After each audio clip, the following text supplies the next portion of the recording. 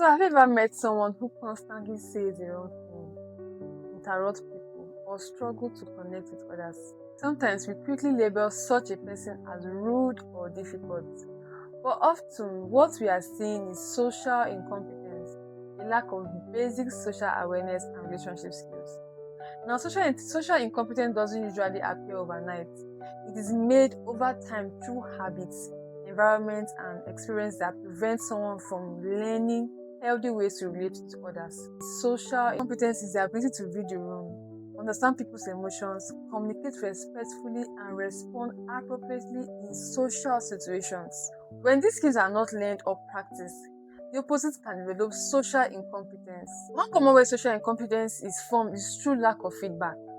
When someone grows up in an environment where nobody corrects their behavior, they might never learn how their actions affect others. Another factor is limited social exposure. If a person rarely interacts with different people or avoids conversations, they miss opportunities to practice empathy, listening, and emotional awareness.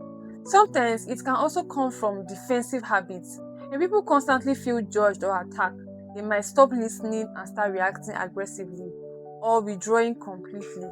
Now, let me give you a simple illustration.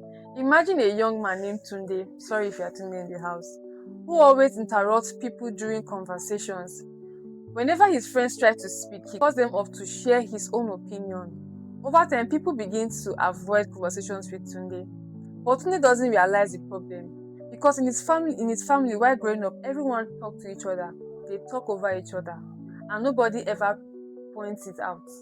So to him, interrupting feels normal. Slowly, without realizing it, Tunde develops social incompetence. Not because he's a bad person, no, but because he never learned a way to communicate. Now, the good news is that social incompetence is not permanent. Social skill can be learned and improved.